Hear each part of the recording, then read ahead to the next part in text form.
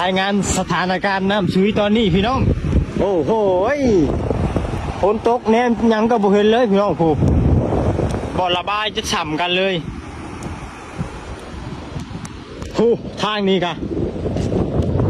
ฉ่ำกันเลยน้ำอยู่เบื้องซ้ายกับเบื้องขวานี่พี่น้องจากน้ำสีไหลทางใดไปหาทางใดมันอยู่ฉ่ำกันเลยตอนนี้ฝนตกบ่เช้าเลยสิบ่ให้น้ำท่วมสิไว้ใช้อันนี้โอ้ฝนตกฤทธิ์คู่มือเลยหนาวรายงานสถานการณ์มื้อนี้เลยพี่น้องจักสิเบิ่งทางไหนดีซ้ำน้ำช่วยมี2ทางเลยนะนี่อยู่พี่ก็ช่วยนี่ท่วมบ้านคนมาแล้วนี่ทางเข้าบ้านลำพันเข้าบ่ได้เลยสิเป็นเมืองใต้บาดาลที่ชื่ออะไรผู้ทางน่ะซึกสะดุ้งอยู่ห่มไม้ผู้เงียบแห้ง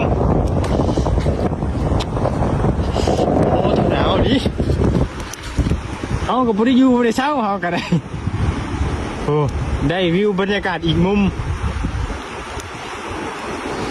ว้าโทษพี่น้องเอ้ย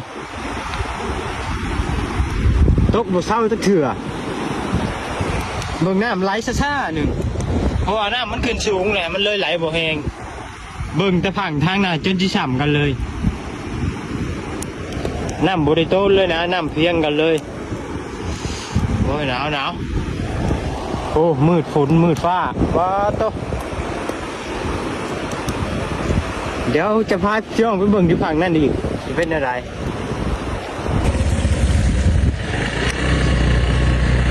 โอ้พี่น้องน้ำเบิ่งเอาเลยป้อมืดแห้งมีแต่หมอกน้ำฝนมันตกบ่แห้งแต่ว่ามันตกลิ้น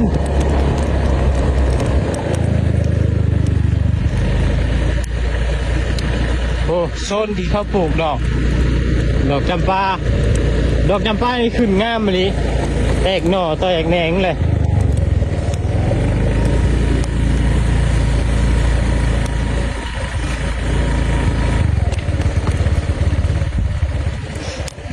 โอ้โห